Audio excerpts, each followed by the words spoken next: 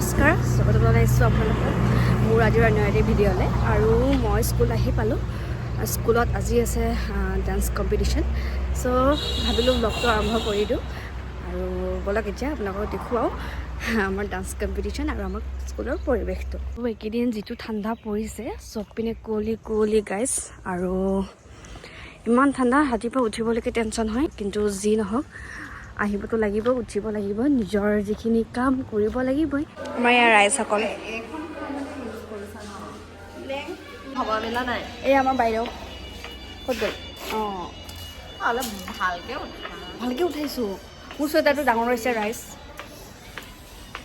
বেমাৰী গা বেয়া আছে আমাৰ চিল্পা বাইদেউ। সেইফালৰ পৰব চব চিনিয়ে পায় আৰু চিনাকি কৰি দিওঁ।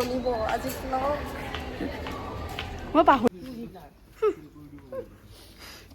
আৰু ইয়াতে আমাৰ কাৰ্যসূচী আৰম্ভ হ'ব। আৰু ধুনীয়াকৈ এতিয়া আমি গোটেইখিনি ৰেডি কৰি আছোঁ। বিচাৰকৰ আসনত আছে মনালিছা নেওগ আৰু তুস্মিতা বৰাগোহাঁই। নমস্কাৰ, মোৰ নাম শ্ৰী ৰিয়া মণ্ডল। মই এটি কবিতা আবৃত্তি কৰিম। কবিতাটোৰ নাম হ'ল আমাৰ দেশ। কবিতাৰ নাম হ'ল অতুল চন্দ্ৰ হাজৰিকা। আমাৰ দেশৰ মুকুটমূৰৰ হিমালয়গিৰিৰাত ছয় ঋতু আহি আল ফুল কৰি। আজি মই সেই কবিতা কৰিবলৈ লিখিছোঁ। কবিতাটোৰ নাম হৈছে আমাৰ দেশ। আমাৰ দেশৰ মুকুটমূৰৰ হিমালয়গিৰিৰাত ছয় ঋতু আহি আল ফুল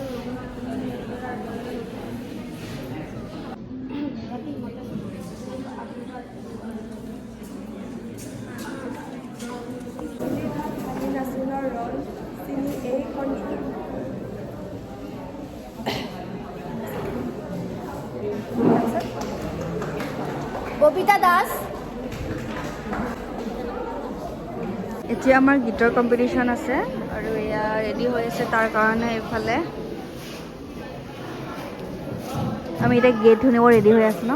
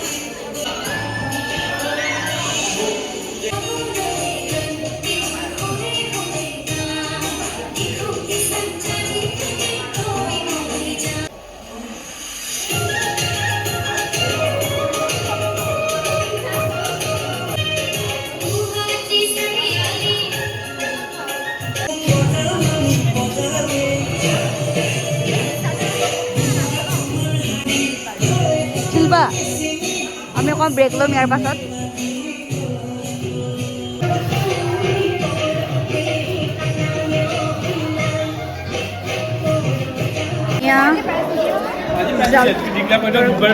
কৰিম অলপ আগত হৈ গ'ল।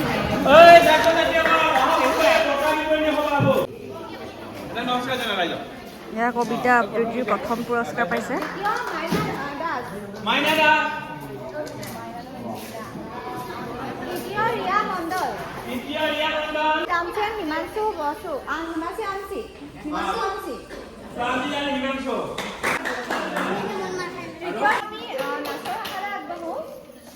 প্ৰথম হিচাপে বিবেচিত হৈছে এইটো একক কৰ শাখাৰ ভূমিকা কৰ আছে। মঞ্জিতা পাটৰ। দ্বিতীয় হিচাপে বিবেচিত হৈছে মঞ্জিতা পাটৰ।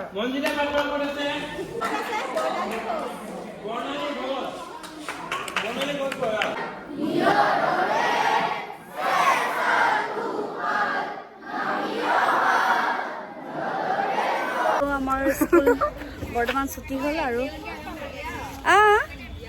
চ' এতিয়া আমি ৰুমলৈ যাবলৈ ওলালোঁ গোটেইখিনি আৰু আজি আমাৰ খানা এটা আছে ন কিছুমান খানা আছে আজি তুমি খানা খাব নাখাওঁ আজিৰ ভিডিঅ'টো এইখিনিয়ে আছিলে যদি মোৰ ভিডিঅ'টো চাই আপোনালোকে ভাল পাইছে তেনেহ'লে লাইক কমেণ্ট শ্বেয়াৰ মোৰ চেনেলটো ছাবস্ক্ৰাইব কৰি দিব নতুন এটা ভিডিঅ'লৈ আপোনালোকৰ মাজলৈ আকৌ আহি আছোঁ